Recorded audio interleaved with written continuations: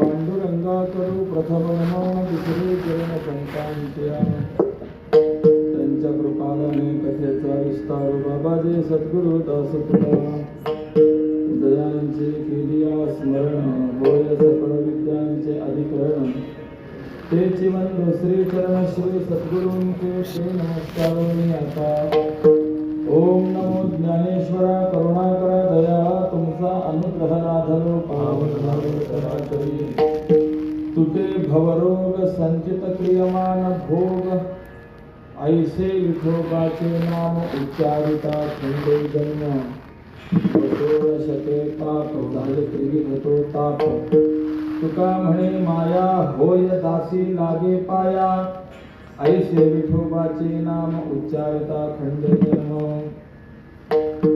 आजची असलेली जी सेवा आहे ती नैमित्तिक सेवा आहे आणि ज्या निमित्ताने सेवा आहे ते निमित्त आपल्या सगळ्यांना माहिती आहे स्मरणीय कर्मपूज्य गुरुवर्य श्री हरिहर पिंजर बाबा यांच्या पुण्यस्मरणानिमित्ताने त्या ठिकाणी ही सेवा संपन्न होते. एकंदरीत नाशिक जिल्ह्याच्या इतिहासाचा जर आपण विचार केला तर येवला अंबरसूर ही जी काही गावं आहेत ती एक ऐतिहासिक गावं आहेत. या गावांचा एक विशिष्ट ठेवा या जिल्ह्याला प्राप्त झालेला आहे. या गावांना काही वारसा आहे आणि सर्वात महत्त्वाची बाब अशी आहे की तो वारसा ग्रामस्थ जोपासतात हे फार महत्त्वाचं आहे. बऱ्याच ठिकाणी आपल्याला असं पाहायला मिळतं ऐतिहासिक परंपरा असते त्या गावाला परंतु तो वारसा मात्र काही जोपासला जात नाही. काही दिवसांपूर्वी अकोले परिसरामध्ये तांभोळ म्हणून एक गाव आहे त्या ठिकाणी गेलो होतो. तर त्या ठिकाणी स्वराज्य संस्थापक छत्रपती श्री शिवाजी महाराज यांचा 2 दिवस मुक्काम झाला होता आणि मुळामध्ये साताऱ्याकडे म्हसवड इथले माने पाटील त्यांच्या कामगिरीवरती संतुष्ट होऊन महाराजांनी त्यांना त्या ठिकाणी जहागिरी दिली, वतन वगैरे दिलं आणि तो माने परिवार जो आहे तर तो त्या ठिकाणी येऊन थांबला राहिला.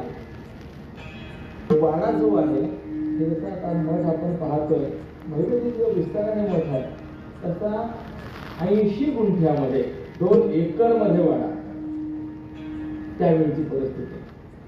परंतु काळाच्या ओघामध्ये इतका त्या वारशाचा विपर्यास झाला की काही शिल्लक राहिलं नाही. त्यामध्ये 2 माणसं कर्तबगार बुद्धिमान मंत्रालयामध्ये आज सध्याच्या नीतीला कार्य करतायत आणि त्यांच्या अंतःकरणामध्ये ती जाणीव निर्माण झाली की आपल्याला हा एवढा मोठा वारसा मिळाला परंतु दुर्दैव आहे आपलं की आपल्याला त्याविषयी काहीही आस्था राहिली नाही.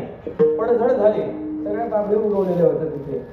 त्या दोघांनी बिचाऱ्याने कष्ट करून तेवढ्या क्षेत्रातल्या सगळ्या बाबडी वगैरे बाजूला काढून टाकल्या आणि ज्यावेळेला थोडंसं उत्खनन वगैरे करायला गेले त्यावेळेला जसा हा कोट दिसतोय ना, असा मुळात त्यावेळेचा बांधलेला कोट आता त्यांनी त्याच्यावरतीच भिंत उभारली आहे. वरती रिलिंग वगैरे सर्व काम त्यांचं एकंदरीत चाललेलं आहे. सांगण्याचं तात्पर्य मला काय, वारसा मिळालेला असतो परंतु त्या वारशाची जाणीव जी आहे ती बऱ्याच जणांना नसते. परंतु या गावाचं वैशिष्ट्य मला जाणवतं की जो वारसा मिळाला आहे त्या वारशाची जाणीव आहे आणि तो वारसा पुढे जोपासण्याचं कार्य करतात ही महत्वाची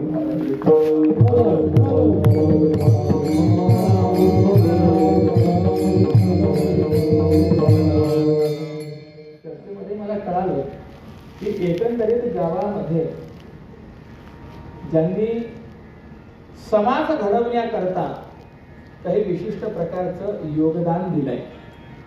असं आहे, माणूस म्हणून जन्माला आलेलो आहोत. आपल्यावरती जशी घराची जबाबदारी आहे, घराच्या बाबतीमध्ये जसं आपल्यावरती काही कर्तव्य आहे, तसा मी माणूस म्हणून समाजामध्ये सुद्धा मी काहीतरी योगदान दिलं पाहिजे, तेही माझं एक कर्तव्य आहे. आणि त्या कर्तव्याची जाण ठेवून समाजामध्ये भरीव कामगिरी ज्यांनी केली, काही योग्य संस्कार दिले, किंबहुना समाजाला आस्तिकतेकडे वळवण्यामध्ये ज्यांनी हातभार लावला. आज असं आहे, वाकडं उभं राहा असं सांगावं लागत नाही. असं म्हणायला तरी वाकडं उभा राहा, सरळ उभा राहा सांगावं लागतं. त्याप्रमाणे विकारग्रस्त व्हा, नास्तिक व्हा ते सांगायची गरज नाही आहे. युगच असं आहे की स्वाभाविक प्रवृत्ती ही नास्तिकतेकडे आहे, विकाराकडे आहे. परंतु या नास्तिकतेकडून आस्तिकतेकडे आणण्याचं कार्य, विकाराकडून संस्काराकडे आणण्याचं कार्य या गावामध्ये ज्या महात्म्यांनी केलेलं आहे, हे गाव त्या महात्म्यांच्या विषयी आपल्या अंतःकरणामध्ये कृतज्ञता धारण करून प्रतिवर्षी त्यांचा पुण्यस्मरण सोहळा साजरा करतं. हे या गावाचं अभिनंदनास्पद कार्य आहे.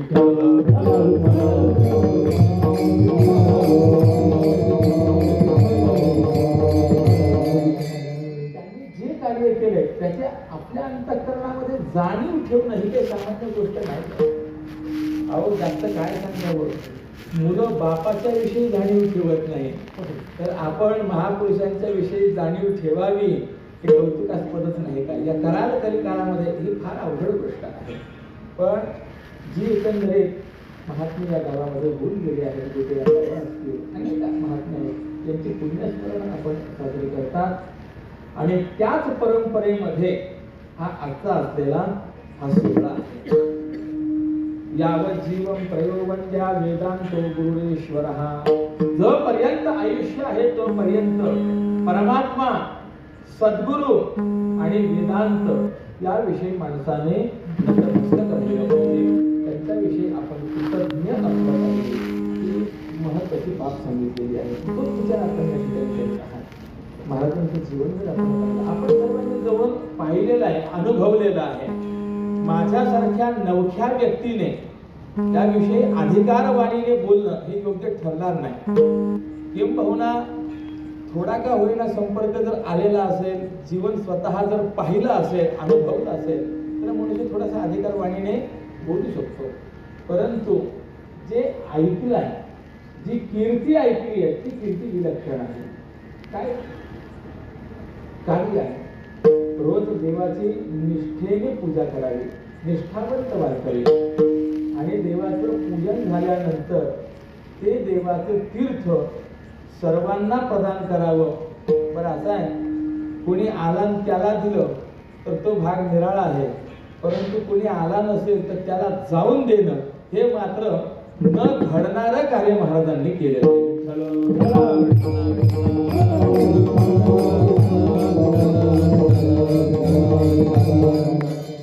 अर्थात या तीर्थ प्रदानाच्या माध्यमातून प्रत्येकाच्या जीवनामध्ये त्याच्या उद्धाराचा मार्ग महाराजांनी मोकळा केलेला आहे.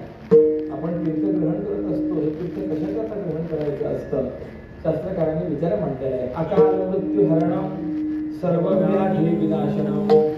जे अपघाती वगैरे अकाल मृत्यू होत असतात, तीर्थ सेवनाने अकाल मृत्यू नष्ट होत असतात. काल मृत्यू आणि अकाल मृत्यू असे दोन प्रकारचे मृत्यू आहेत. ब्रह्मदेवाने जेवढं आयुष्य निर्धारित केलेलं आहे तेवढं सर्व आयुष्य पूर्ण जगून नंतर घटना व्हावी याला काल मृत्यू म्हणतात. परंतु बऱ्याच वेळेला असं असतं, दिवा आपण पेटवलेला आहे आणि वाऱ्याची झुळूक येते, तर त्यावेळेला दिवा मालवण्याच्या परिस्थितीमध्ये येतो. असं वाटतं अरे मालवला, पण कधी कधी असं होतं आपल्याला वाटतं मालवला परंतु तो मात्र टिकतो, आणि कधी कधी असं वाटतं की नाही आता टिकेल परंतु नेमका तो मालवला जातो. ती जशी परिस्थिती असते. आता दिवा मालवला, दिव्यात तेल नाही का? तेल आहे, वात आहे, सगळ्या गोष्टी, परंतु वाऱ्याची झुळूक आली आणि दिवा मालवल्या गेला. ही जशी घटना दुर्दैवी घटना आहे. त्याप्रमाणे आयुष्य पुढे शिल्लक असताना सुद्धा मध्ये गंडांतर निर्माण होऊन अशी घटना होणं जी आहे त्याला अकाल मृत्यू असं म्हणतात. आणि देवाचं चरणोदक जर आपण स्वीकारलं तर असा जो अकाल मृत्यू असतो तो नष्ट होत असतो. तीर्थ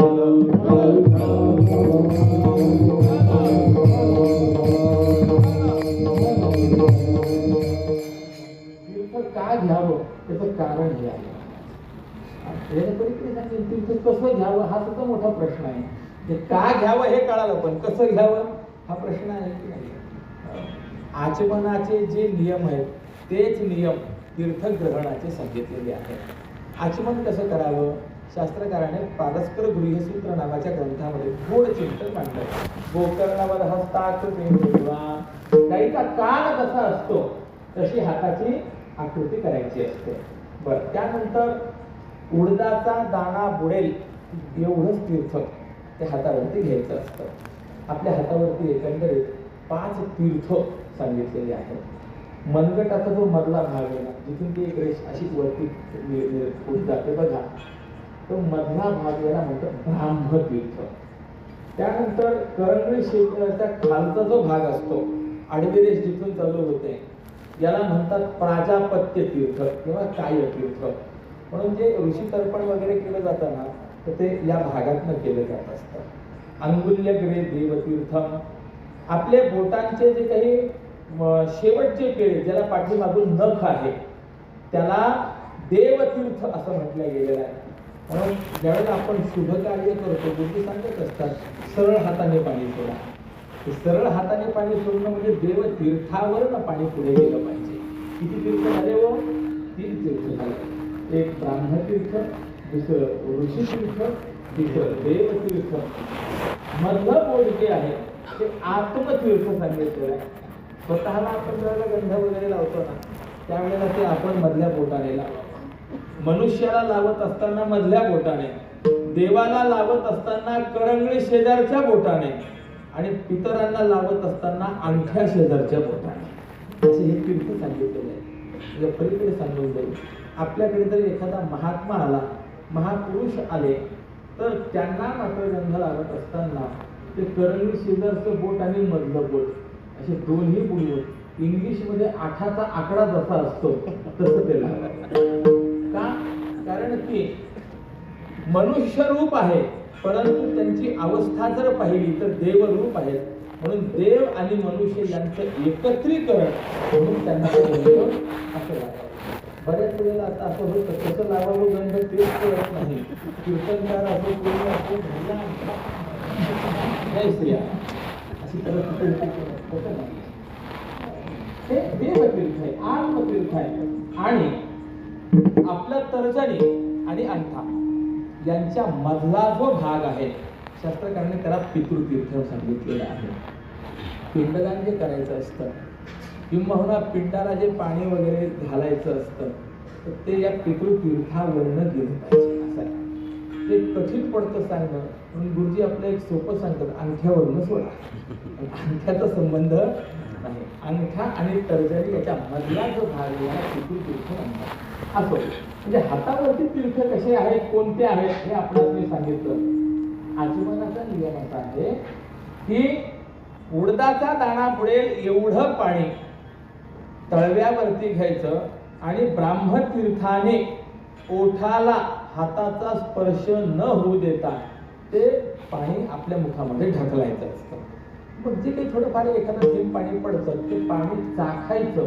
अशी कृती 3 वेळेला केली की त्याला आचमन असं म्हणायचं असतं. ते पाणी प्यायचं नसतं. जसा हा आचमनाचा नियम आहे ना, तीर्थग्रहणाचा नियमही शास्त्रकारांनी हाच सांगितलेला आहे. तीर्थ सुद्धा याच प्रमाणे घ्यावं आणि या ब्राह्म तीर्थाचा ओठाला स्पर्श न होऊ देता ते तीर्थ आत ढकलायचं. अशा रीतीने तीर्थ घेतलं पाहिजे. 3 वेळेला ते तीर्थ घेतलं पाहिजे असा नियम आहे. आज गंमत अशी होते, आपल्याला सत्यनारायणाच्या तीर्थप्रसादाला बोलवलं जातं. तीर्थप्रसादाला गेलो, देवाची पूजा झाली, हात पुढे केला की जे तीर्थ असतं ते तीर्थ असतं नेमकं पंचामृताचं. दूध दही वगैरे सगळं एकत्र असतं आणि ते तीर्थ हातावरती दिल्यानंतर कितीही असं झटकलं तरी सुद्धा ते काही तोंडामध्ये पडतच नाही. मनुष्य काय करतो, हात झाला उष्टा. मग आता प्रसाद घ्यायचा आहे, हात तर उष्टा आहे, हात धुवायला जागा नाही, लगेच केसाला हात पुसला तिथला. असं घ्या आणि असं जर आपण तीर्थ घेतलं, परिणाम काय? अकाल मृत्यू हरणम, अकाल मृत्यू हरण करणार, सर्व व्याधी विनाशनम, सगळ्या प्रकारची रोगराई नष्ट करणार आहे. असं हे तीर्थाचं महत्व आहे.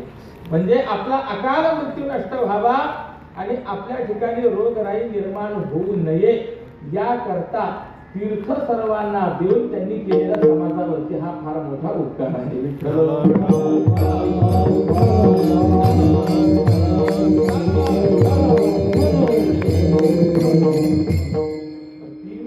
आपण ऐकलं ना, त्याचं कारण सांगतात. प्रथमं कार्य सिद्ध्यर्थम, द्वितीयं धर्मचारणम, तृतीयं मोक्षमाप्नोति, एवं तीर्थम त्रिधा पिबेत. पहिल्यांदा जे तीर्थ पिलं जातं ते आपलं कार्य सिद्ध होण्याकरता. दुसऱ्यांदा जे पिलं जात असतं धर्मचारणम, आपल्याकडनं धर्माचं पालन व्हावं याकरता. आणि तिसऱ्या वेळेला जे तीर्थ पिलं जातं तृतीय मोक्षमाप्नोति, मोक्ष प्राप्त व्हावा याकरता तिसऱ्या वेळेला. असं 3 वेळेला एकंदरीत तीर्थ पिलं पाहिजे असा विचार आहे. म्हणजे प्रत्येक महात्म्याने आपल्या जीवनामध्ये काही ना काही वेगवेगळ्या दृष्टिकोनातून समाजावरती केलेले उपकार आहेत.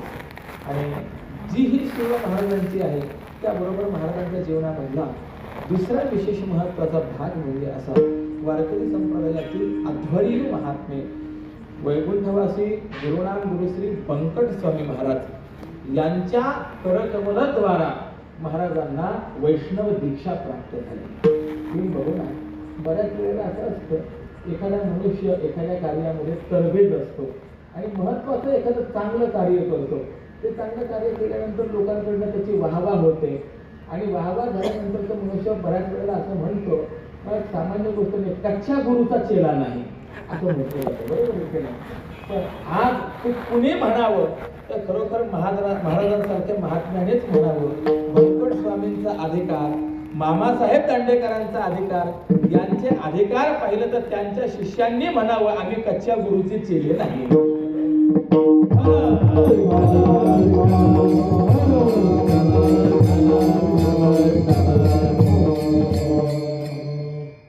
अलीकडे जर पाहिलं तर गुरु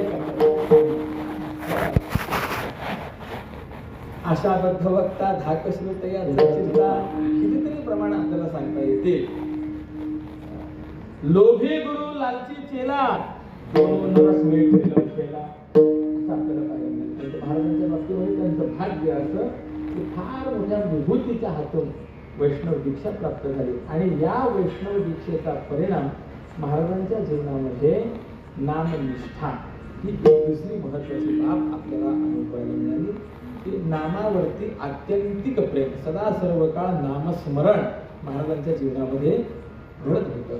मग हे नामस्मरण जे अनेक महात्म्यांनी केलेलं आहे ते नामस्मरण त्यांनी का करावं, या नामस्मरणाचं महत्व काय आहे, नामस्मरणाचा आपल्या जीवनावरती परिणाम काय आहे, त्या परिणामाचं चिंतन व्यक्त करण्याकरता एकंदरीत संत वाङ्मयामध्ये अनेक प्रकारचे अभंग आपल्याला पाहायला मिळतात. काही अभंग असे आहेत नामस्मरण केल्याने मिळतं काय ते सांगणारे अभंग आहेत. नामस्मरण करा अमुक मिळेल, नामस्मरण करा तमुक मिळेल. पण काही अभंग असे आहेत नामस्मरण केल्याने जाईल काय, नष्ट काय होईल ते सांगणारे आहेत. आणि नामस्मरणाने कशा कशाचा नाश होतो हे सांगणारे जे अभंग आहेत त्या मालिकेतला हा अभंग आहे.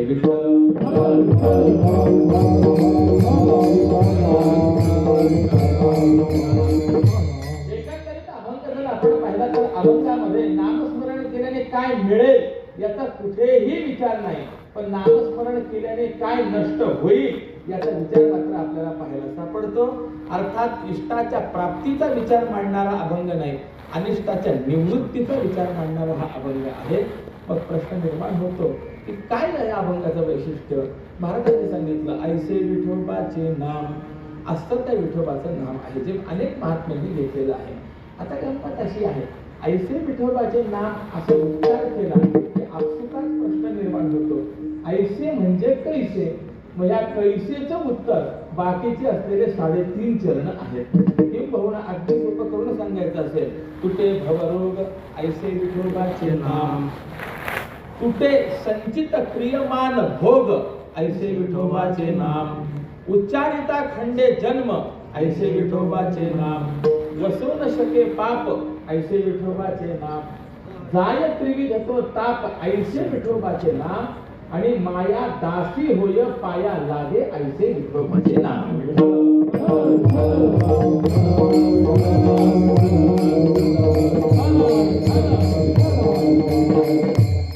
कसं आहे देवाचं नाम, अशा सगळ्या अनिष्टांची निवृत्ती करणारं देवाचं नाम आहे असा महत्वाचा सिद्धांत तुकोबरायांनी यामध्ये मांडलेला आहे. आपल्याला त्याच एक शब्दाचा थोडासा विचार करायचा आहे. विचारा तुकोबरायांना, महाराज सांगा ज्या नामाचं चिंतन अनेक संत महात्म्यांनी केलेलं आहे ते विठोबाचं नाम कसं आहे. महाराज अभंगाच्या प्रथम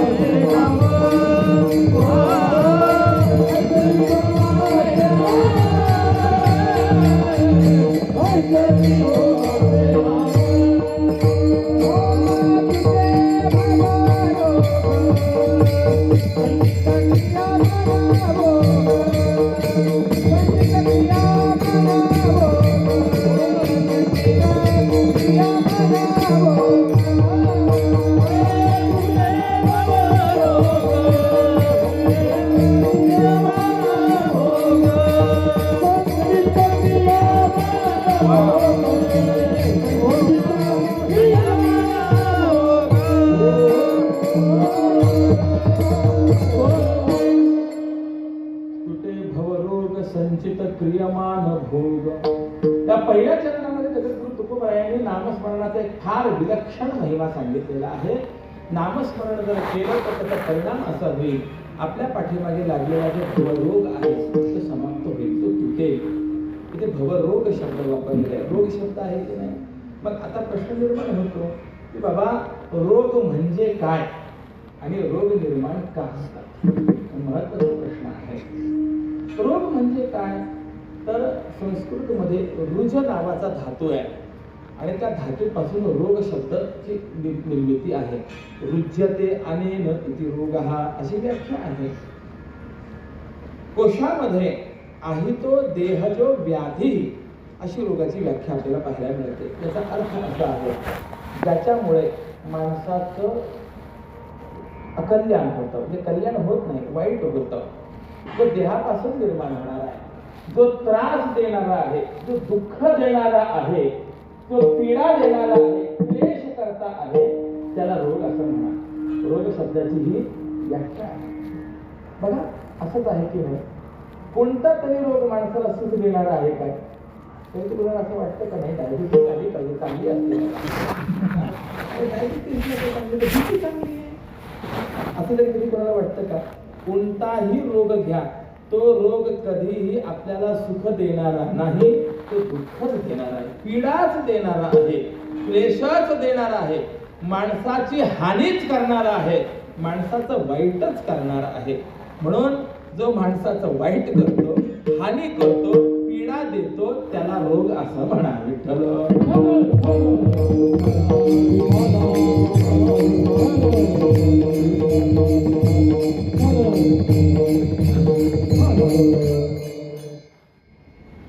तात्पर्य थोडक्यात रोग म्हणजे काय हे आपल्याला ठीक आहे, इथपर्यंत आपला विचार आला. आता प्रश्न निर्माण होतो की हे रोग आपल्या आयुष्यात येतात का बरं? कोणत्या कारणाने आपल्या आयुष्यामध्ये रोगाची निर्मिती होते? आयुर्वेदाने याकरता एक गोड चिंतन आणलेली आहे. एक सूत्र सांगून जातो, अत्यंबुपानात विषमाशनाच दिवाशया जागरणाच रात्र संरोधना मूत्र पुरीशयोष्ट षड्भे प्रकारे प्रभवन्ति रोगाः.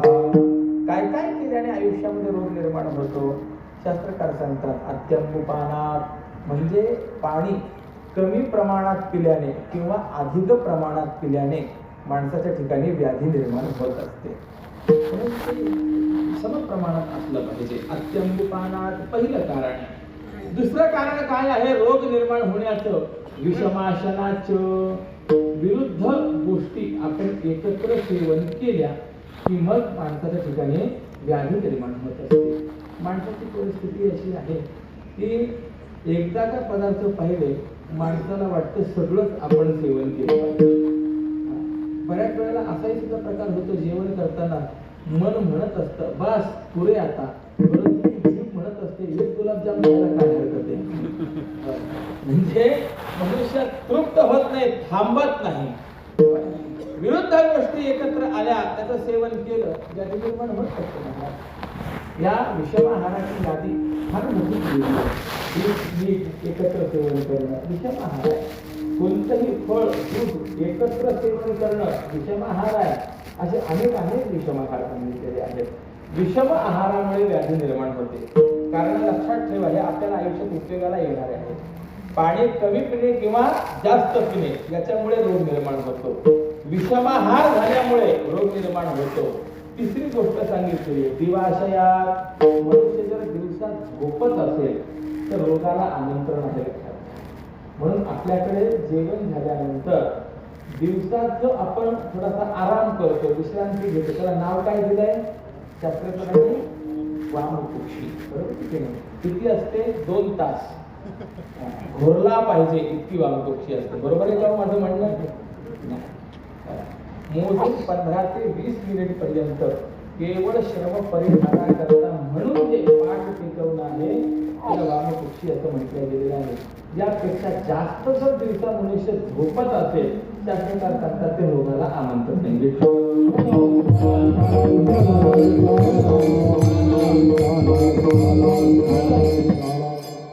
त्याच्या पुढचं कारण शास्त्रकारांनी सांगितलं, जागरणाचे रात्र. रात्री जर मनुष्य विनाकारण जास्त जागरण करत असेल तर त्यामुळे सुद्धा रोग निर्माण होतात. आज महाराज ही गोष्ट सांगायला की मी सांगायला कारण टीव्ही आणि मोबाईल यांनी खरं सत्य नसते. आणि पण चांगली माणसं आपण बघा, ते रात्री किती वाजेला झोपले त्यांचा मोबाईल समजत असतो. तात्पर्य आहे रात्रीचं जागरण हे माणसाच्या व्याधीला कारण आहे. म्हणून आपली परंपरा अशी आहे, लवकर निघे लवकर उठे तया ज्ञान आरोग्य संपत्ती भेटे. लवकर झोपावं लवकर उठावं. पूर्वीची माणसं 10 वाजेच्या आत झोपलेली असायची, पहाटे 4 वाजेपर्यंत उठलेली असायची. त्याचा परिणाम असं अनेक गोष्टी आपल्याला पाहायला मिळतात की 80 वय झालेले आहे तरी सुद्धा चष्मा नाही, काठीची आवश्यकता नाही, वर्तमानपत्र व्यवस्थित वाचतात, विना आधाराने व्यवस्थित चालतात, आजही आपल्याला पाहायला मिळेल.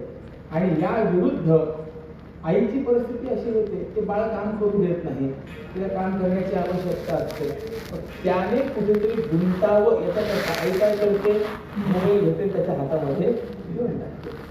2-3 वर्षाचं पोरगं, परंतु ते मोबाईल पाहण्याच्या इतक्या सवयीला आधीन होतं. 5-10 वर्षाचं झालं की डबल भिंगाचा जास्त प्राप्ती होते. मला विचारायचं हा कशाचा परिणाम आहे? हा या सगळ्या वाईट सवयींचा परिणाम आहे. लवकर झोपा लवकर उठा, ज्याच्या जीवनामध्ये स्थिती आहे त्याचं आरोग्य चांगलं आहे. विठ्ठल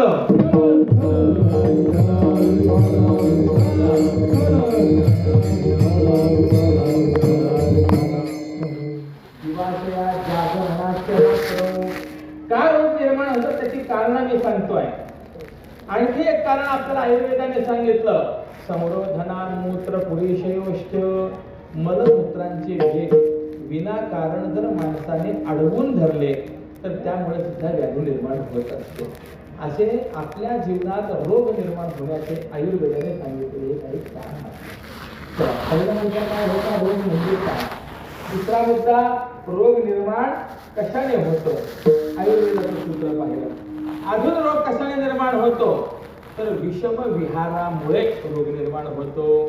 आता आपण पाहिले की नाही, विषम आहार केला रोग निर्माण झाला, त्याप्रमाणे विषम विहारामुळे सुद्धा रोग निर्माण होतो. सरासरी थंडी पडलेली आहे, अंगात स्वेटर नाही, कानटोपी नाही, आणि असाच मनुष्य एक 2-4 किलोमीटर फिरून आला, फिरून घरात आला आणि सर्दी झाली, डोकं दुखायला लागलं, ताप आला.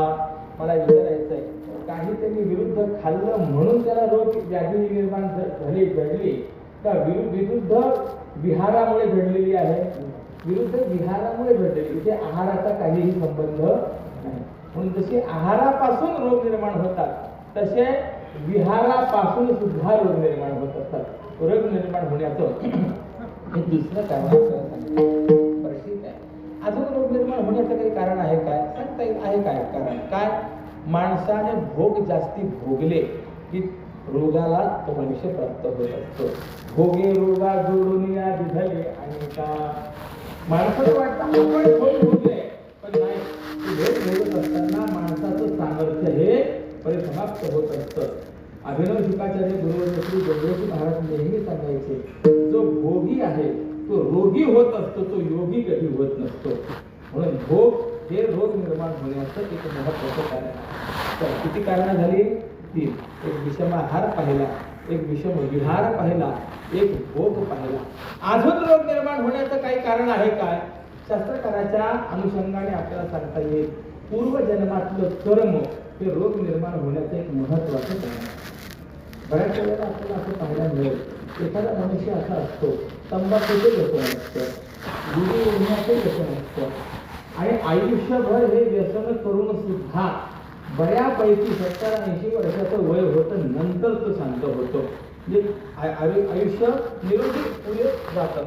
आणि एखादी व्यक्ती आपल्याला अशी पाहायला मिळते, हो, कधी बडीशेप खाणं नाही, कधी सुपारी खाणं नाही, पण अशा माणसाच्या जीवनामध्ये कॅन्सर होतं की नाही? असं माणूस विचार करायला लागतो, कॅन्सर होण्याकरता जे कारण पाहिजे त्यातलं एकही कारण इथे नाही, तरी सुद्धा याला कॅन्सर झाला कसा?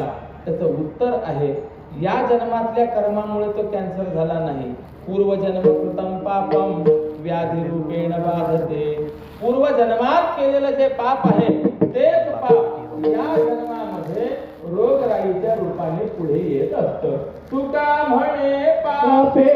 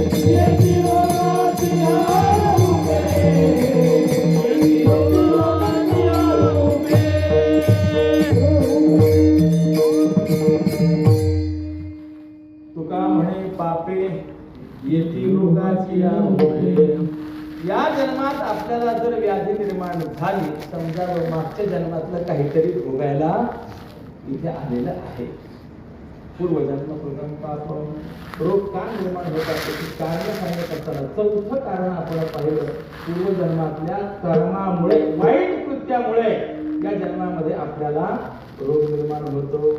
ठीक आहे. आता 4 प्रकार आपण पाहिले की नाही रोगराई निर्माण होण्याचे, 4 प्रकार आपल्याला पाहायला मिळाले. पण माझा तुम्हाला प्रश्न आहे, या 4 प्रकारांमुळे निर्माण होणारे रोग, आहारामुळे, विहारामुळे, भोगामुळे आणि पूर्व कर्मामुळे निर्माण होणारे रोग, प्रत्येकाच्या वाट्याला सगळे रोग आहेत का? सगळे रोग एकाला आहेत का? बरं, एक रोग सगळ्यांना आहे का? तसंही नाहीये. आणि विशेष असं आहे की हे अशा पद्धतीचे रोग ज्या वेळेला निर्माण होतात त्यावेळेला औषधोपचार केले, बाकी काही गोष्टी केल्या तर हे रोग सगळे नष्ट केले जाऊ शकतात. परंतु या सगळ्या रोगांचा शिरोमणी एक रोग आहे, जो रोग असा आहे मुंगीपासून ब्रह्मदेवापर्यंत प्रत्येकाला झालेला आहे, आणि त्या रोगाचं नाव आहे भवरोग. विठ्ठल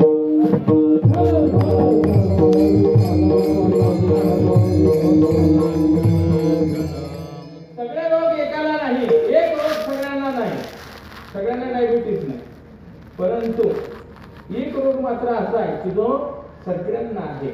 किंबहुना तो रोग श्रोत्यांनाही आहे आणि तो रोग कीर्तनकारालाही आहे. त्या रोगाचं नाव भवरोग. तुम्हालाही भवरोग? हो, सगळ्यांना भवरोग आहे. म्हणलं तुम्हाला भवरोग झालाय हे कळायचं कशावर? आपण डॉक्टरकडे ज्यावेळेला जातो, आपली अडचण सांगतो आपल्याला, त्यानुसार डॉक्टर काही तपासण्या करतात, रिपोर्ट सांगतात, मग आपल्याला सांगतात टायफॉइड आहे, अमुक आहे, अमुक आहे. त्यांना विचारा तुम्हाला हा टायफॉइड आहे हे कसं कळालं? ते सांगतील टायफॉइडची लक्षणं ही आहेत, त्याच्यावरनं आम्ही तुम्हाला सांगतो हा टायफॉइड आहे. म्हणजे प्रत्येक रोगाचं काही लक्षण आहे की नाही? प्रत्येक रोगाचं लक्षण आहे. मग तुम्हाला भवरोग झालाय त्याचं लक्षण काय? हा माझा प्रश्न आहे. तर उत्तर देता येईल. जे चांगलं आहे ते वाईट वाटायला लागलं, जे वाईट आहे ते चांगलं वाटायला लागलं की समजायचं भवरोग झाला. पूर्वकाळी एखाद्याला जर सर्पदंश झाला तर त्याला विषबाधा झाली की नाही, विष चढलंय की नाही याची परीक्षा होती, ते खून होती. रानावनामध्ये जर कुठे समजा कदाचित सर्पदंश झाला तर रानामध्ये कडुलिंबाचे झाडं असतात, ते कडुलिंबाचा पाला आणायचा आणि ज्याला सर्पदंश झाला त्याला खाण्याकरता द्यायचा. आता कडुलिंब चवीला कसा आहे? कडूया. पण ज्याला सर्पदंश झाला, विषबाधा झाली आहे, त्याला तो कडुलिंब गोड लागतो. गावामध्ये समजा कदाचित एखाद्याला सर्पदंश झाला तर आता कडुलिंबाच्या पाण्याची घरात असणारा पदार्थ गुळ, तो गुळ त्याला खायला द्यायचा. चवेला गुळ कसा? गोड. पण असा गोड असलेला गुळ जर त्याला कडू लागला तर समजावं त्याला विषबाधा झालेली आहे. हे जसे त्याचं लक्षण आहे की नाही त्याप्रमाणे महाराजांनी लक्षण सांगितलंय. विषयाचा परिपाळू गोड परमार्थ लागे कडू, कडू विषय तो गोडू जीवासी झाला. कडू प्रपंच ज्यावेळेस गोड वाटतो आणि गोड परमार्थ ज्या वेळेला कडू वाटायला लागतो समजावं त्याला भवरोग झालेला आहे.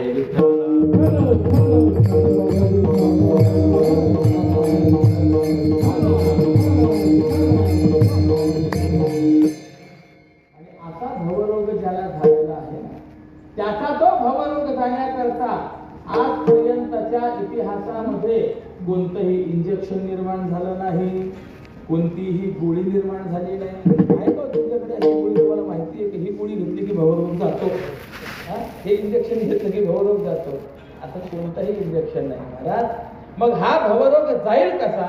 लागला तर प्रत्येकाच्या पाठीमागे. मग त्याकरता महाराजांनी उत्तर दिलंय, भवरोग घालवण्याकरता एकमेव साधन म्हणजे भगवंताचं नाम. रस घे काढा, रस घे काढा, रस घे काढा.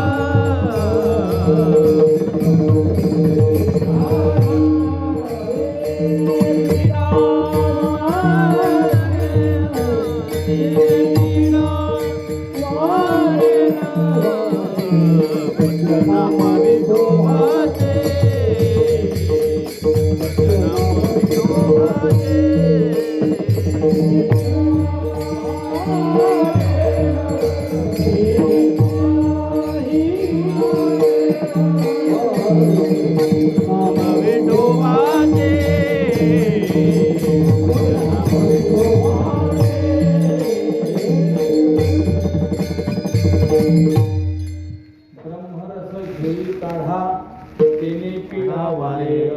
ब्रह्मरसाचा काढा घ्यावा लागेल, अर्थात नामचिंतन करावं लागेल. या नामचिंतनाने तेने पिढा वारेल पथ्यनाम विठोबाचे.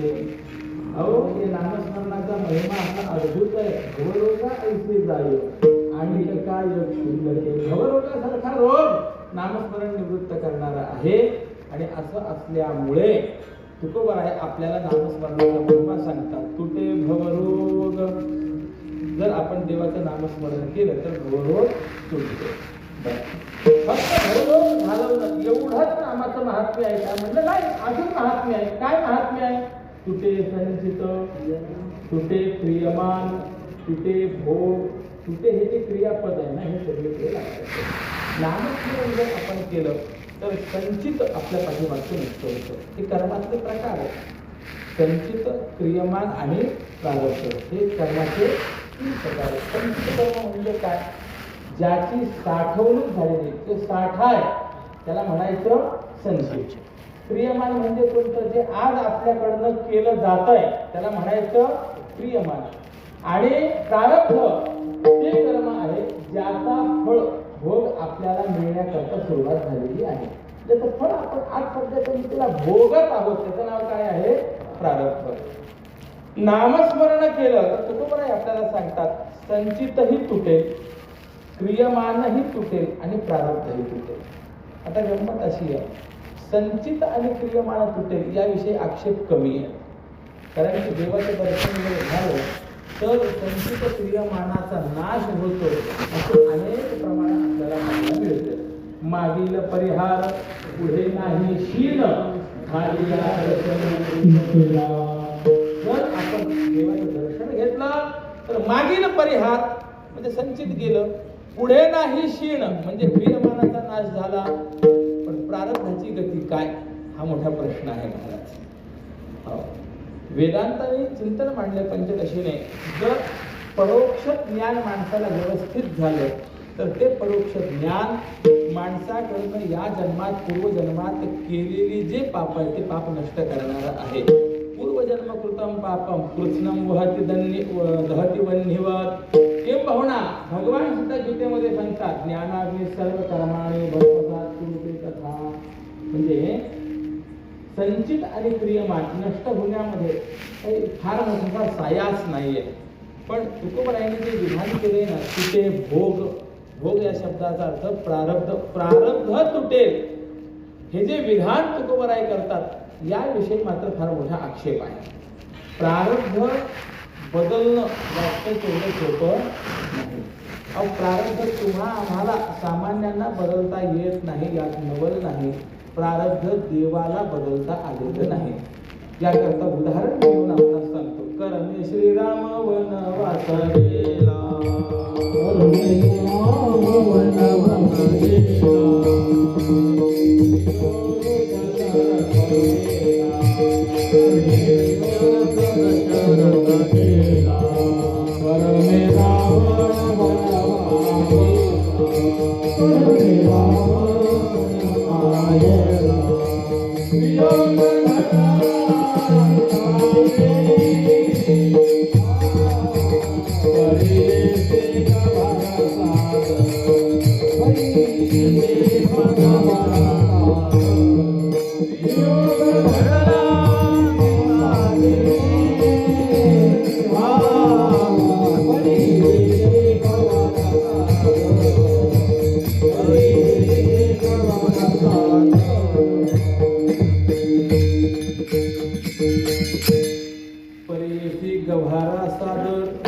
अभंग आपण बघा. यामध्ये ज्ञानोबरायांनी फार मोठी यादी दिलेली आहे.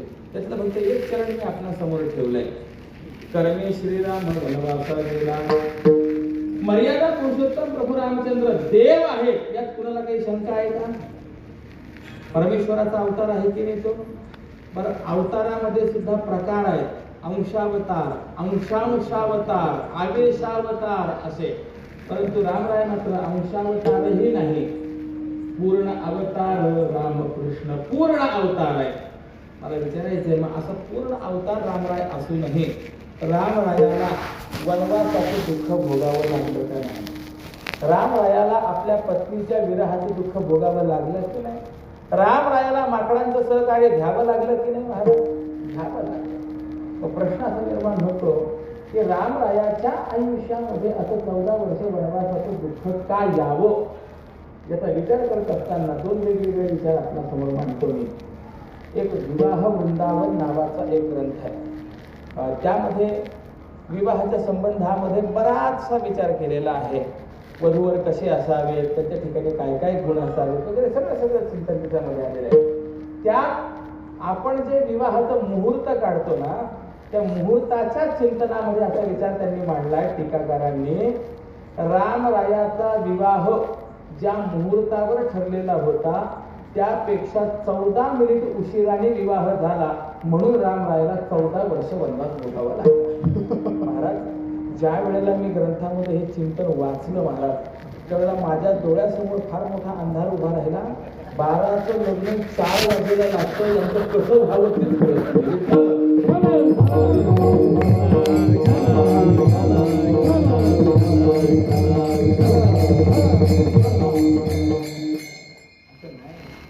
मुहूर्त जे दिलं जातं त्याच्या पाठीमागे काही कारण आहेत, लक्षात ठेवा. आणि यामुळे आपण त्या गोष्टी पाळल्या पाहिजेत.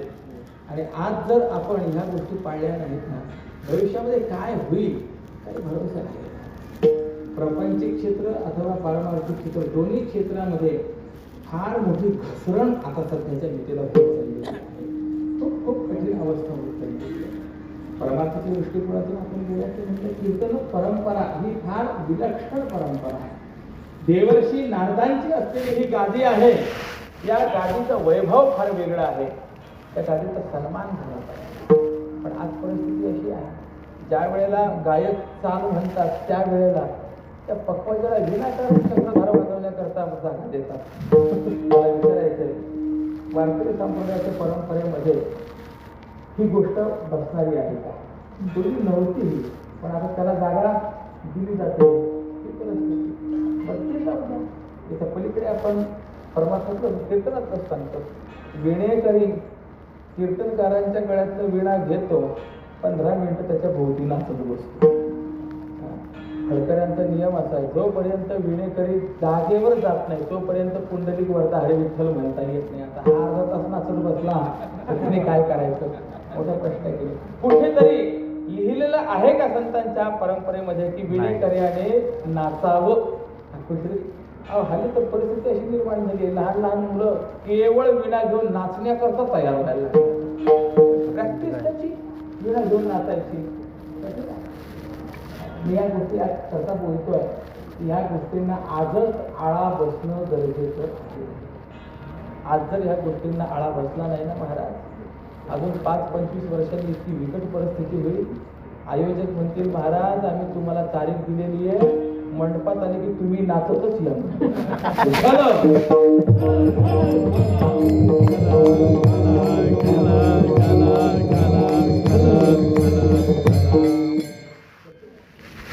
परमार्थामध्ये सुद्धा होणारी घसरण थांबली पाहिजे. प्रपंचामध्ये सुद्धा होणारी घसरण जी आहे थांबली पाहिजे. विवाह योग्य मुहूर्तावर लागले पाहिजे, वेळेत लग्न लागले पाहिजे. नाचायचं असेल तर 2 तास अगोदर मिरवणूक करा, परंतु त्या वेळेमध्ये लग्न कशी लागतील याचा विचार करा. आज पूर्वीचा काळ जर आपण पाहिला, 50-50, 60-70 वर्ष विवाह संबंध हा टिकलाय. आणि आज जर परिस्थिती पाहिली, वर्षभर सुद्धा विवाह संबंध टिकणं खूप कठीण होत चाललेलं आहे. आज घटस्फोटाचे परिणाम जर आपण संख्या पाहिली तर किती वाढलेली आहे. ते कशाचे परिणाम आहेत त्याचं एक उत्तर आपल्याला देता येईल. अयोग्य मुहूर्तावरती होत असलेले विवाह त्याचं एक महत्वाचं कारण आहे. असं हा एक मुद्दा, रामरायाला वनवास का भोगावा लागला त्याचं कारण. दुसरा मुद्दा असा, का रामरायाला वनवास भोगावा लागला? त्याचं उत्तर आम्हाला गौतमी तुलसीदासांनी दिलं. मागच्या जन्मामध्ये नारदांचा शाप झाला आणि तो शाप खरा करण्याकरता म्हणून रामरायाला वनवासाला जावे लागले. म्हणजे याचा सरळ सरळ अर्थ असा आहे, मागच्या जन्मातलं कर्म रामाला सुद्धा चुकवता आलं नाही. विठ्ठल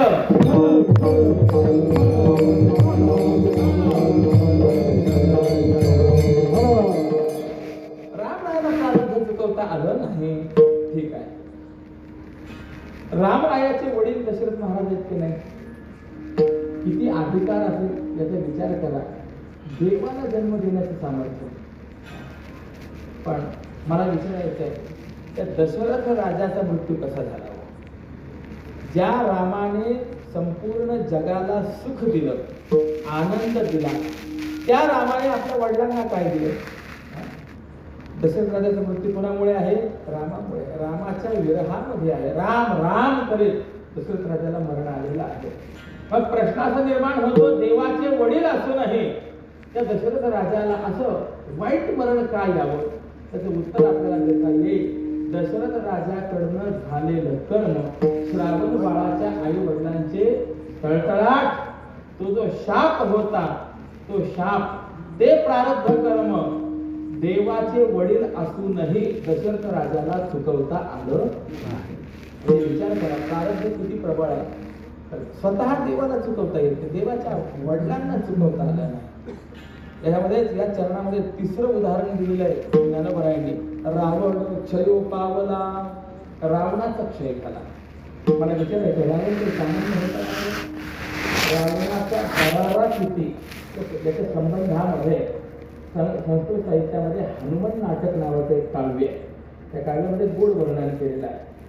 रावणाने आपल्या सभेमध्ये सगळ्या देवांना अधीन करून प्रत्येकाला एक काम दिलेलं होतं. गणपती बाप्पाने गोशाळा पाहायची, वाऱ्याने वायुदेवतेने येऊन सगळं झाडून काढायचं, ब्रह्मदेवाने रोज येऊन शांतीपाठ म्हणायचा, असं सगळं ते प्रत्येकाला एक एक काम दिलेलं होतं. आणि ते काम त्या त्या देवाने ठरलेल्या वेळेत करायचे, असा तो कडक नियम होता. काय व्हायचं, ब्रह्मदेव घाबरून कदाचित शांतीपाठ म्हणण्याकरता 1-2 मिनिट जरी अगोदर आले तर रावणाच्या सेवकांनी त्या ब्रह्मदेवाला दटवावं. ब्रह्मदेवा, कळत नाही, अजून वेळ झालेली नाहीये, बाहेर उभं राहा, गुपचूप उभं राहायचं, वेळ झाली की आत यायचं, मग सुरुवात कर. प्रमाण देतो. ब्रह्मन्नध्ययनस्य नैष समयः तूष्णीं बहिस्थीयताम्. अजून शांतीपाठाची वेळ झालेली नाहीये, बाहेर उभं राहा. कोणी दटवावं? हे रावणाच्या नोकरांनी दटवावं. काय त्यांचा दरारा हो. आणि कदाचित ब्रह्मदेवाला जर 1-2 मिनिट उशीर झाला तरी ते नोकर त्या ब्रह्मदेवाला म्हणायचे, करे कळत नाही, 7चं कीर्तन 7:30ला चालू करतो.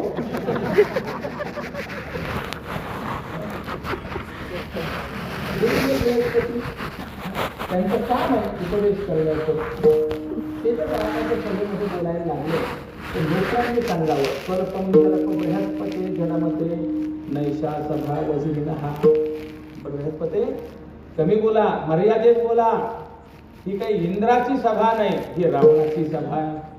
मला विचारायचं आहे, ज्याच्या नोकरांनी देवांवरना इतकं दटवावं, हा ज्याच्या नोकरांचा दरारा असेल, त्या रावणाचा दरारा किती असेल विचार करा. पण असा रावण टिकला का संपला? रावण क्षयो पावला. का क्षयो पावला? ज्ञानोबरायांनी उत्तर दिले, कर्मे रावण क्षयो पावला. प्रारब्ध कर्मामुळे रावणाचा क्षय झाला. वियोग घडला सीता देवी.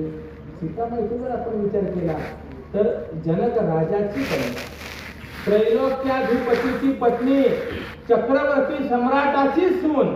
पण असं असताना सुद्धा रावणाने अपहरण केलं आणि तिला दुःख भोगावं लागलं. मला विचारायचं आहे, एवढं सामर्थ्य असताना, स्वतः जगत जननी असताना सुद्धा एवढं दुःख का भोगावं लागलं? त्याचं एकमेव कारण आहे कर्माचा हा असलेला परिणाम.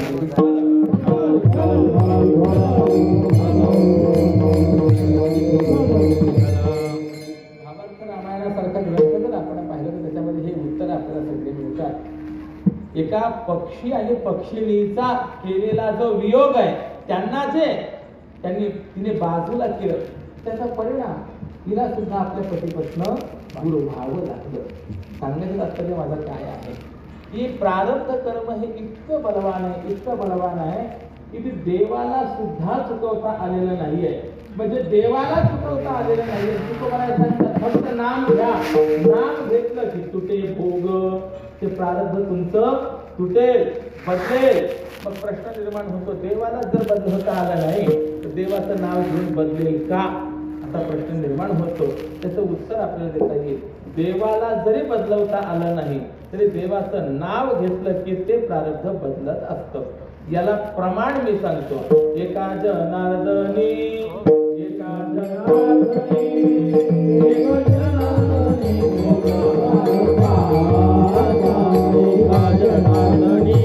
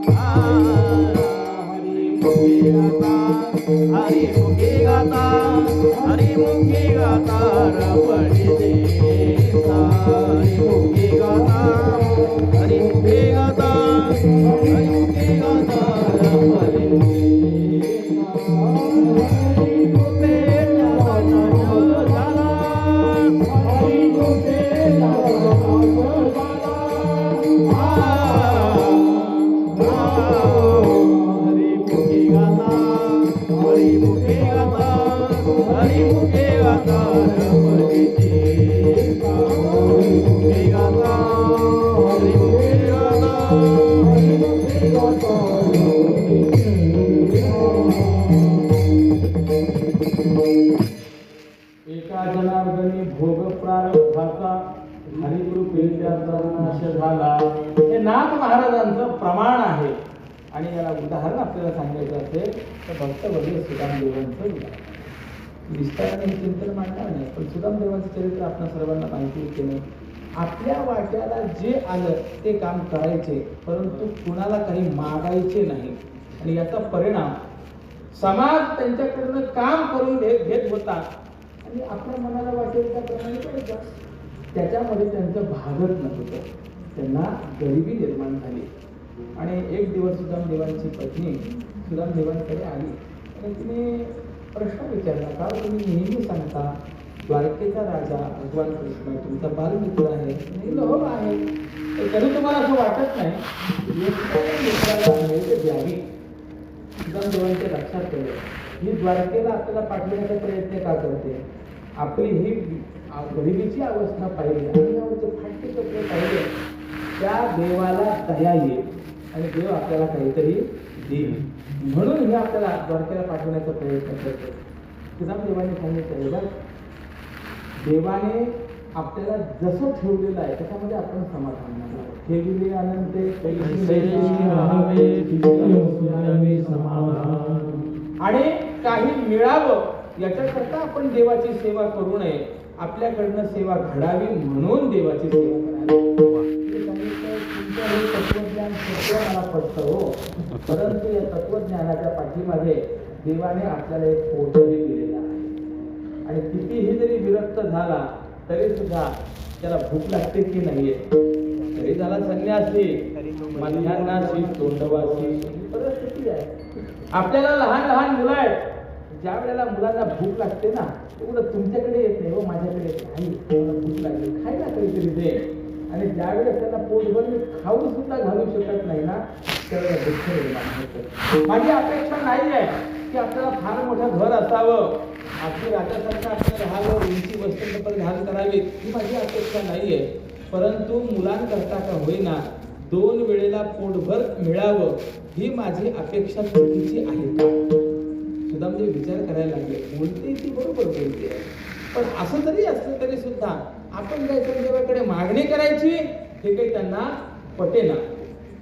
निघून गेले त्यांची पत्नी. पण मला विचार करायला लागले, द्वारकेला गेल्यानंतर मागायचं की न मागायचं हा पुढचा प्रश्न. पण या निमित्ताने त्याची भेट तर होईल की नाही, आणि म्हणून आपल्या पत्नीला सांगितलं, तुझी इच्छा आहे ना मी द्वारकेला जावं, जातो, पण तो राजा आहे त्याला काहीतरी घेऊन जावं लागेल. तिने इकडून तिकडून 4 मोठी पोह्याचा कळणा गोळा करून मागून आणला. एका फडक्यामध्ये तो गुंडाळला आणि त्याची कुंचुंडी बांधून सुदामदेवांच्या हाती दिली. एवढंच देऊ शकते, बाकी काही देऊ शकत नाही. सुदामदेव म्हणाले ठीक आहे, हरकत नाही, आणि तिथून निघाले द्वारकेला. आजही आपण जर गेला तर पोरबंदर ते द्वारका एक साधारणपणे 100 किलोमीटर पर्यंतचं अंतर आहे. द्वारकेला ज्या वेळेला सुदामदेव आले ते द्वारकेचं वैभव वगैरे पाहिलं आणि प्रश्न विचारला. एकाने देवापर्यंत नेऊन पोहोचवलं. महाराज फार आनंद झाला भगवंताला, आज सुदामा माझ्याकडे आलाय. आणि भगवंताने आग्रहाने सुदामदेवांना ठेवले. पाहुण्याने किती दिवस राहावं हा मोठा प्रश्न झालेला आहे. आता असं झालं आहे, सगळी कोणती कार्य जर आपण पाहिली तर ती कार्यालयामध्ये लॉन्समध्ये व्हायला लागलेली आहेत. सगळंच आपल्याला परक्या माणसांकडनं मिळायला लागलेलं आहे. त्यामुळे पाहुणी मंडळी सुद्धा वेळेवर येते, कार्यक्रम उपस्थिती दाखवून निघून जाते. पण 25-30 वर्षापूर्वीपर्यंतचा कालावधी जर आपण पाहिला, घरात लग्न कार्य जर निघालं तर जवळचे नातेवाईक मंडळी 15-15 दिवस अगोदर यायचे आणि सगळं सहकार्य करू लागायचे. त्यावेळेला असं कार्य नव्हतं. महिना पाहुणा राहायचा की नाही घरामध्ये, महिना पाहुणा राहायचा. पण आज तोच पाहुणा चांगला जो सकाळी आला, दुपारी जेवण करून निघून गेला की त्या माणसाला घरातून कंटाळत नाही अशी परिस्थिती. पाहुणा जर जास्त दिवस राहायला लागला ना तर कठीण आहे. सुद्धा ते विचार करायला लागले, याच्याकडे किती दिवस राहायचं. 15 दिवस होत आलेले आहेत. एक दिवस सुद्धा देवाला बसून घरात पाणी मानवलं.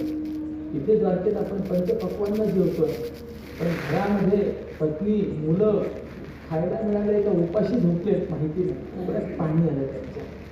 देवाने ते लक्षात घेतलं आणि पाहिलं सुदामदेवांच्या मस्तकावरती लिहिलेलं होतं, श्री क्षयहा, लक्ष्मीचा क्षय होईल. देव म्हणाले, अरे रात्रंदिवस माझं भजन करणार आहे, माझं नाव घेणारा आहे, नामधारक आहे, आणि या नामधारकाच्या कार्यक्रमामध्ये श्री क्षयात येणारा ब्रह्मदेव कोण? मी माझ्या सत्तेने त्याला संपत्ती देणार आहे, याचं प्रारब्ध मी बदलवणार आहे. आणि म्हणून देवाने त्याला चंदन लावलं. आपण लिहिताना कसं लिहितो, डावीकडून उजवीकडे लिहित असतो, अंका नाम वामतो गती. हे देवाने गंधराचं कसं लावलं, उजवीकडून डावीकडे लावलं. परिणाम काय झाला, श्री क्षया हा जो शब्द होता तो झाला उलटा.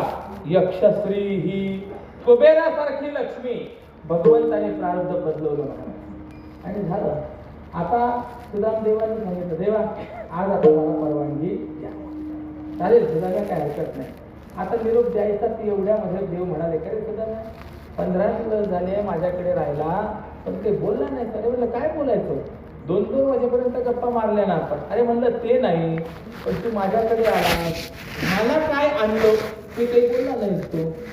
आता हे ऐकल्यानंतर त्यांनी पुढे दाखवलं सुदामदेवाने. का? कारण की आणलं होतं देवालाच देण्याकरता. एवढा ऐश्वर्य पाहिल्यानंतर देवाला हे द्यायचं का, मनात संकोच निर्माण झाला होता. आणि आता उत्तर काय द्यायचं, म्हणून सुदामदेव त्या देवाला म्हणाले, अरे काय रे म्हणे, तू म्हणाली होती घेऊन जा, पण घाई गडबडीत निघता विसरलो.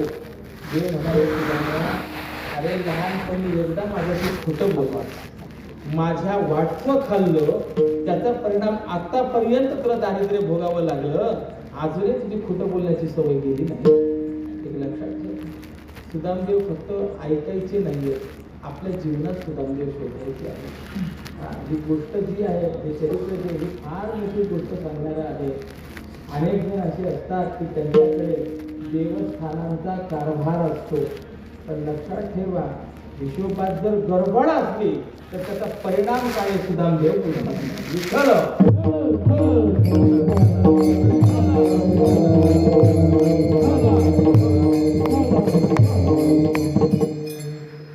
कुठे जगायचं, कसं जगायचं हे आपल्याला हे चरित्र समजून अत्यंत पारदर्शकता या क्षेत्रात. देवाचं कधी खाऊ नका, देवाचं खंड काढलेलं खोलावं लागेल. किती मनुष्य अगदी सावध असला पाहिजे. शांती ब्रह्मश्री एकनाथ महाराजांचं चरित्र बघा. सद्गुरूंनी त्यांच्याकडे हिशोबाचं कार्य दिलेलं होतं. रात्रीचे 2 वाजून गेले तरी दिवा तेवत होता. जनार्दन स्वामींनी विचार केला, अजून दिवा चालू आहे, हा काय करतोय? आणि म्हणून ज्या वेळेला येऊन पाहिलं, नाथ महाराजांचा हिशोब चाललेला होता. नाथा काय चाललाय रे? गुरुदेव हिशोब चालतोय. अजून झाला नाही गुरुदेव, सगळा हिशोब झालाय, पण एक पैसा हिशोब लागत नाहीये, तो लावण्याकरता बसलेलो आहे. विचार करा, एक पैसा हिशोब. जनार्दन स्वामींच्या डोळ्यात पाणी आले आणि नाथांना जवळ घेतलं, कुरवाळलं. बाळ धन्य आहेस तू. अरे जो प्रपंचामध्ये एवढा काटेकोर वागू शकतो तोच खरा परमार्थाचा अधिकारी होऊ शकतो.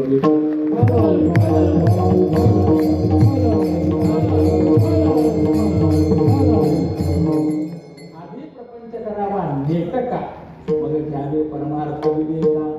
प्रपंचामध्ये जो इतका नीट नाही तो काय परमार्थ करून महाराज? पारमार्थिक क्षेत्र हे बुद्धिवानांचं क्षेत्र आहे. पारमार्थिक क्षेत्र हे धैर्यवानांचं क्षेत्र आहे, ते सामान्याचं क्षेत्र नाही. पण दुर्दैवाने आज परिस्थिती अशी आहे, मुलगा जर हुशार असेल, बुद्धिमान असेल तर घरातले त्याला शाळेमध्ये कॉलेजमध्ये पाठवतात. आणि मुलगा जर घरामध्ये त्रास देत असेल, ऐकत नसेल तर त्या मुलाला उचलून वारकरी संप्रदायात शिक्षक.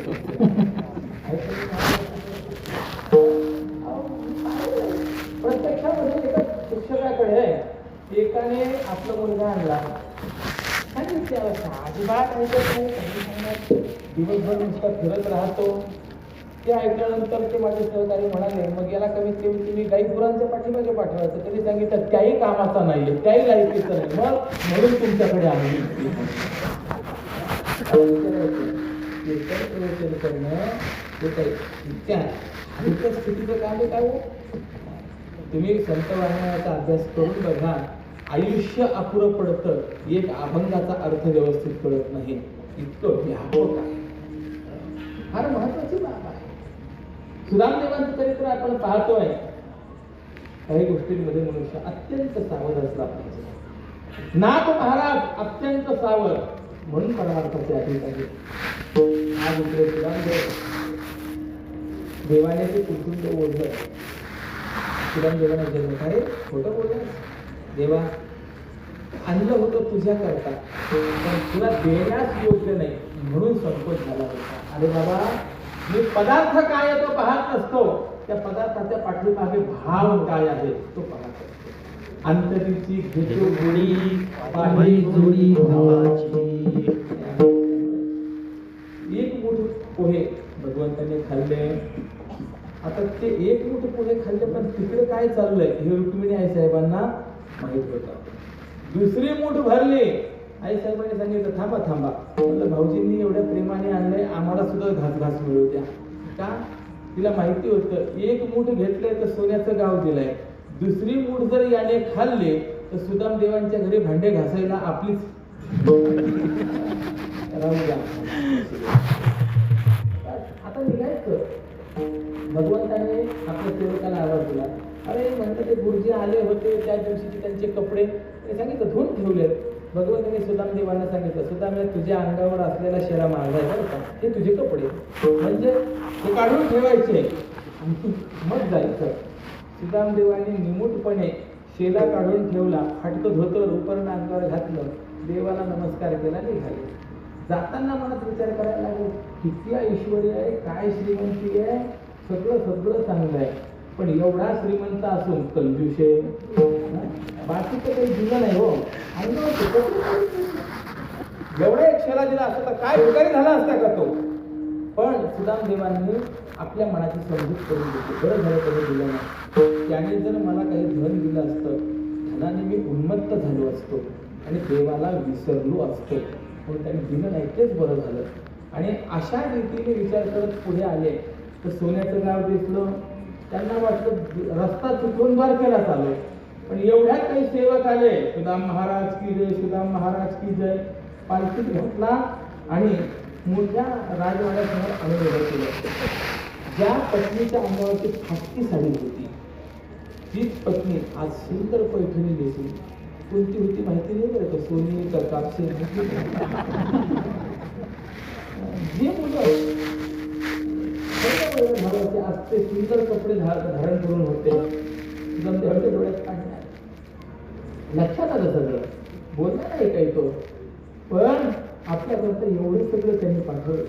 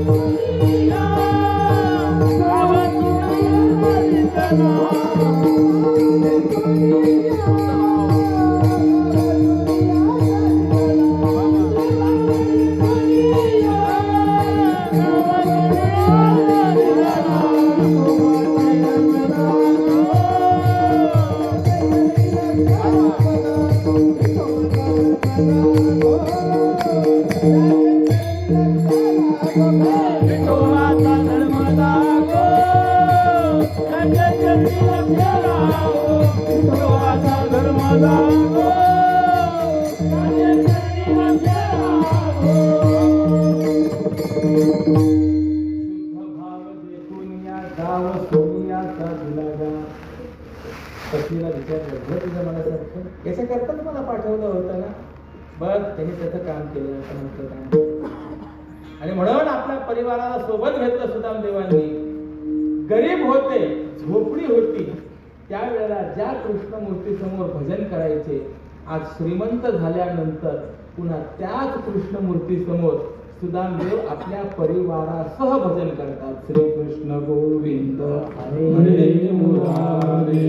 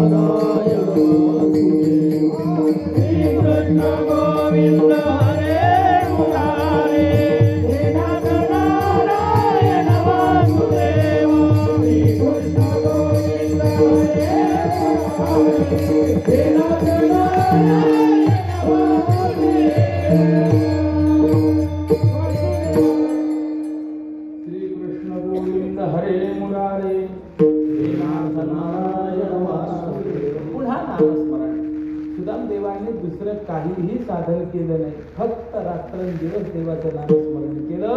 आणि या नामस्मरणाचा परिणाम सुदामदेवांचं प्रारब्ध बदलल्या गेलं. आणि असं असल्यामुळे तुकोबारायांनी आपल्याला विधान सांगितलं, आपण नामस्मरण करा, त्याचा परिणाम तुटे भोग ऐसे विठोबाचे नाम. असा हा नामाचा अद्भुत महिमा असल्यामुळे हा जर विठोबाच्या नामाचा महिमा असेल तर तुम्ही आम्ही सुद्धा काय केलं पाहिजे, त्या विठोबाचं नाम घेतलं पाहिजे. कसं घेतलं पाहिजे, विठोबा